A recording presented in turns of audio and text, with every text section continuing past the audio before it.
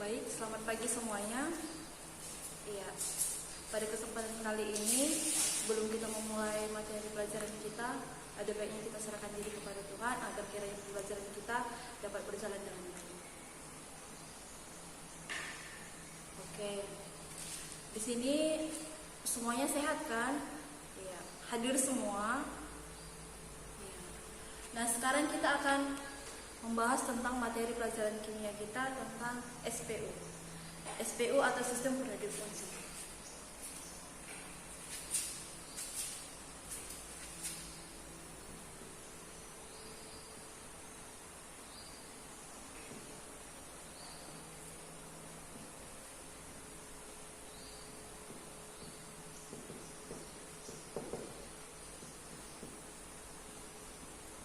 Nah, di sistem radiofungsi ini kita akan membahas dua utama yang menjadi pokok acuannya. Yang pertama itu tentang menentukan golongan.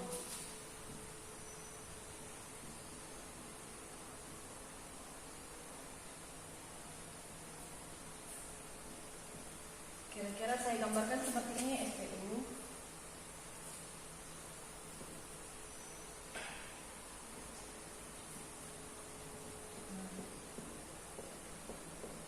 Di SPU ini ada golongan dan ada juga periode. Jadi kalau dia kolom itu disebut sebagai golongan. Jadi golongan itu menyatakan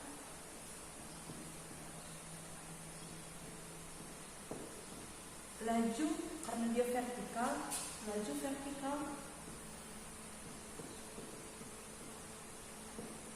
yang menyatakan kolom.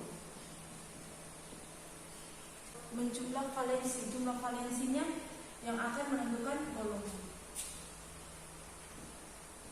Menyatakan valensi. Nah, semisal N, S, X. Jadi N di sini itu menyatakan golongan. Contohnya 3S2. Jadi ini golongan X. Kenapa saya sebut sebagai A? Karena ini menyatakan S. Kalau dia subkulitnya S, berarti dia masih A. Nah, untuk contohnya 3S2. 3S2 berarti di golongan 2, kita tulis di golongan 2. Karena dia S tadi berarti golongan 2A. Oke. Gimana kalau dia subkulitnya P? Oke, kita tulis N, S, X dan N, P, Y misal. Jadi ini terdapat di golongan langsung aja ya, X ditambah Y, NP, SP. Kalau dia SP itu masih golongan A.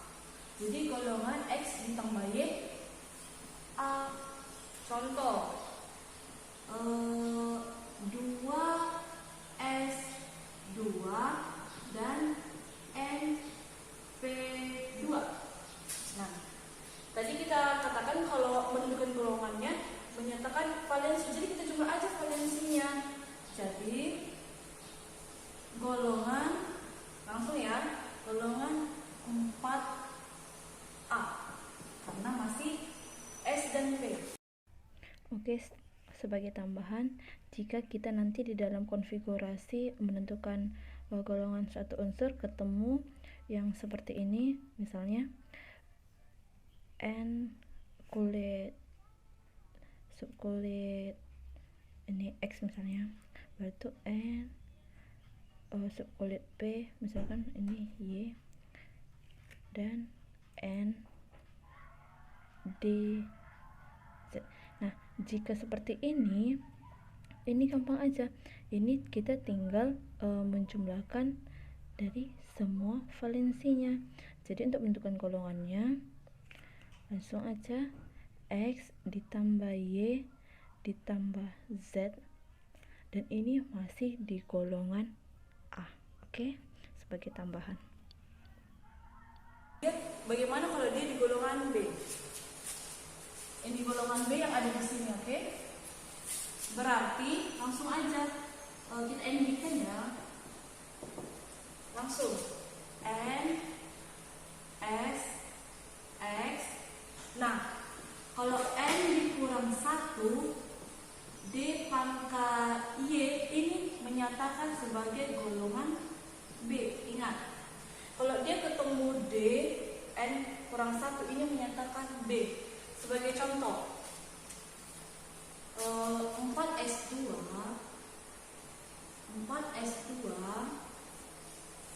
dengan 3D2. Nah, kita coba aja, karena golongan itu menyatakan valensi. Ini valensi yang ada di atas ya. Ini yang kita tulis sebagai pangkat itu valensinya. Jadi golongan 4B. Oke? Kita lanjut di sini, oke?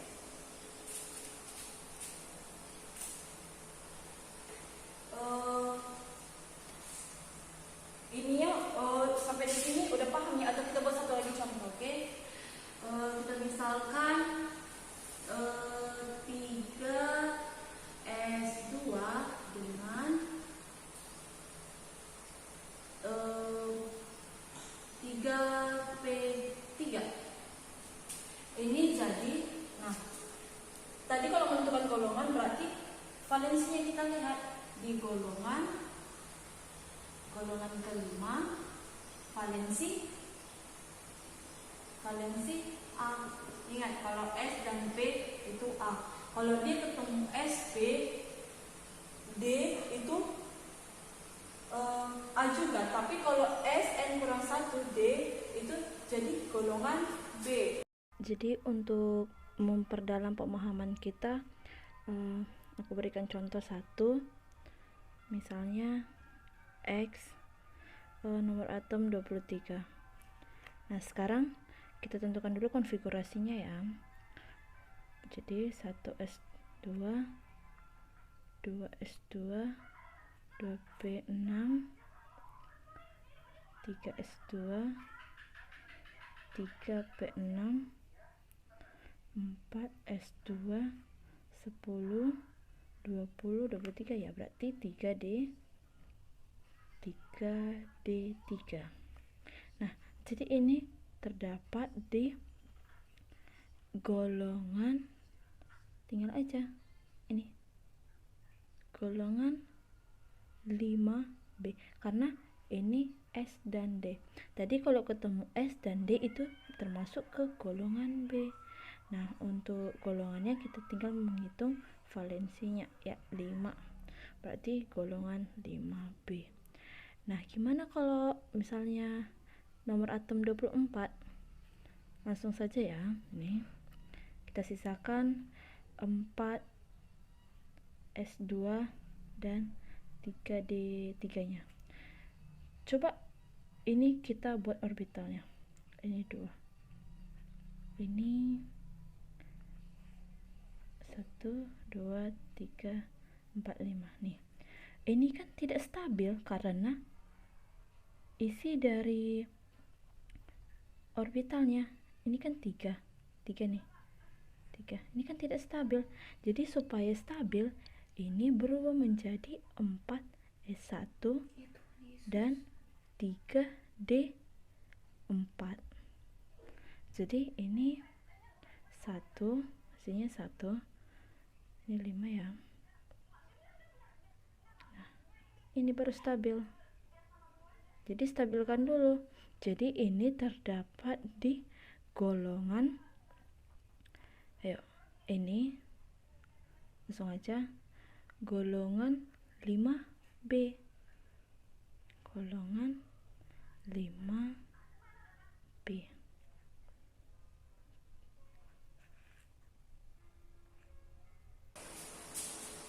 Kita lanjut di sini, oke?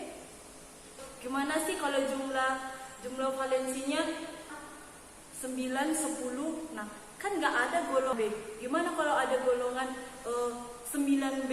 Padahal kan seperti yang kita tahu, golongan cuma sampai 8. Itu bagaimana lagi? Nah, kita bahas. Ketentuan yang pertama, kalau dia valensi, ini valensi ya, X, Y, terus Y dan Z berturut-turut 8, 9,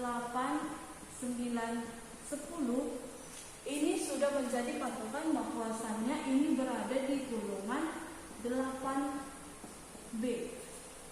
Dan ketentuan yang kedua, kalau dia 11 kan nggak ada golongan 11, baik A maupun B kan nggak ada. Nah, jadi ketentuannya kalau dia jumlah valensinya itu sama dengan 11, ini dinyatakan di golongan 1. Golongan 1B. Oke? Kalau jumlah valensinya 12. Ini dinyatakan sebagai di golongan 2B. 2B. Oke? Kita biar ini benar-benar terjadi, coba kita memberikan contoh soal. Misalnya X sama dengan 27. Kita buat konfigurasinya dulu ya. 1 S2, 2 S2, 2 P6, 3 S2. Sebenarnya ada cara gampang ya untuk menghitung konfigurasi. Kita bisa pakai atau kita bisa nyimak dan hafalkan 22, 62, 62, 10, 62. Kan balik lagi dia. Ini duanya 2 kali, 62 nya 2 kali, 10 62 nya kita juga buat 2 kali. 10 62. Nah, habis 10 itu kan ada 14. Jadi pengulangan lagi 14 10 62. 14 10 62. Oke? Untuk ini 22 62 62 berarti ini di 3P. 10 20 berarti ini 4S. 20 ini berarti 3B7. Berarti ini berada di golongan nah ini kan 9. Tadi kan 9 nggak ada. Kalau ini ketentuan kita pakai yang pertama, berarti terdapat di golongan 8B. Oke, sampai sini paham? Nah, ini kan masih tentang golongan. Sekarang kita lanjut ke periode.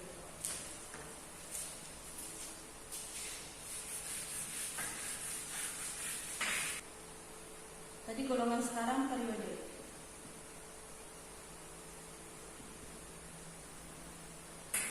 Nah, bagaimana sih menentukan periode ini? Jadi periode ini periodenya. Ini kan horizontal. Jadi ini disebut sebagai laju horizontal.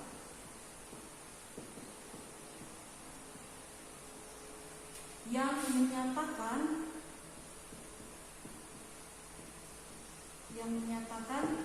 kulit.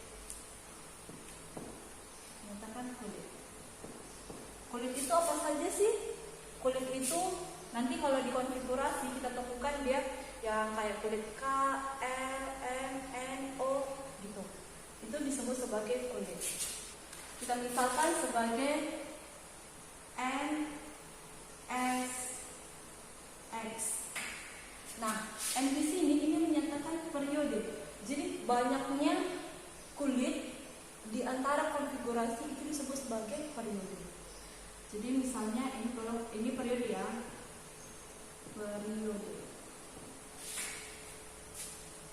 Periode N. Oke.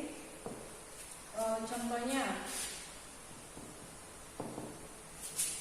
1 S2, 3 S2, 4 S2. Nah, inilah yang disebut sebagai kulit. Dan inilah disebut sebagai periode. Periode pertama, ketiga, keempat, dan seterusnya. Misalnya untuk Y13. Contoh soal ya. Contoh soal Y13. Nah, kita buat konfigurasinya. 1S2, 2S2, 2P6, 3S2,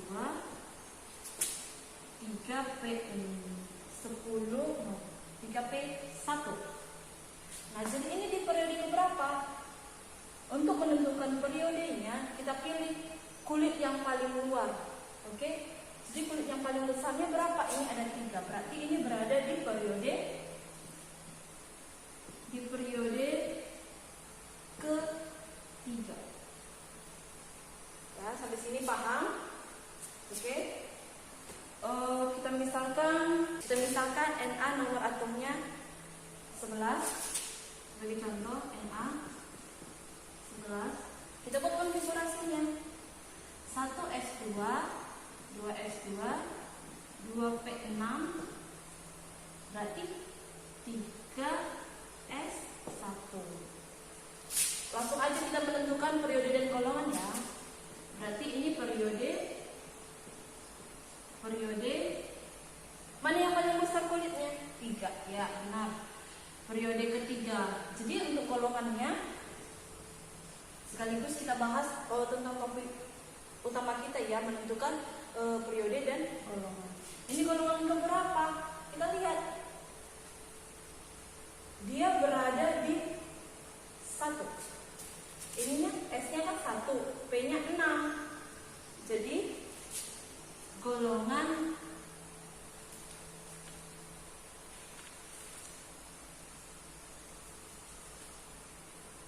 ini untuk kulit ininya. Untuk kulit terakhirnya. Jadi berada di golongan 1A. Oke, sampai sini paham? Nah, sebagai kesimpulan, untuk kalau dia blok subkulit S, P, D, F, kita tahu kan ini subkulit. Nah, kalau dia berada di subkulit S, berarti terdapat di golongan 1A dan 2A.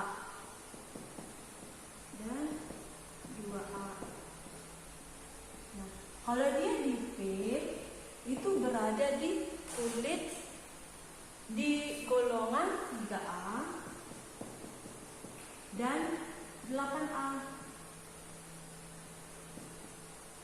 Nah, supaya cepat ya, kalau ketahuan di P kayak gitu, berarti ini tanda-tanda antara 3A dan 8A.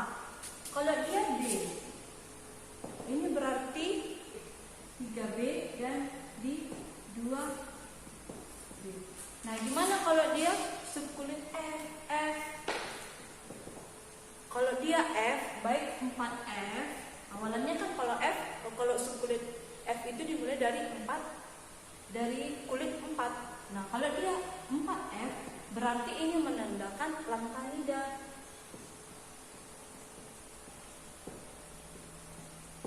Kalau dia 5F, ini menandakan aktinida.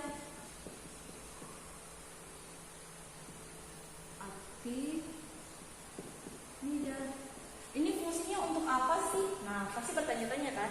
Jadi, kalau kalian temukan konfigurasi yang udah sampai 4F, udah sampai 5F, nah bisa kemungkinan gampang sekali untuk menentukan periode dan golongannya. Berarti kalau dia 4F itu adalah lantinida, kalau dia 5F itu adalah aktinida.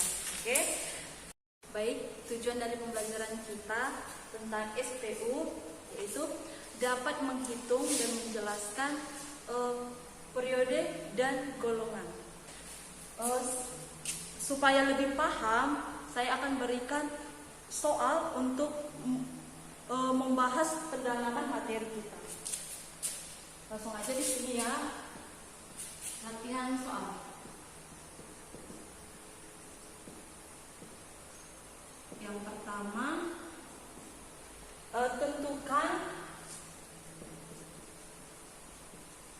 tentukan golongan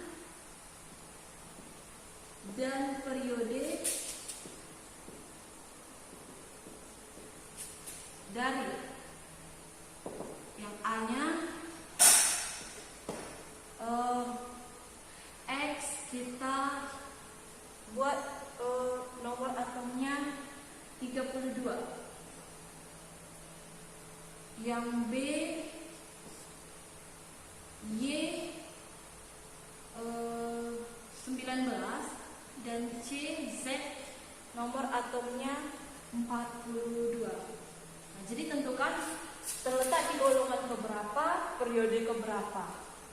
Itu yang pertama.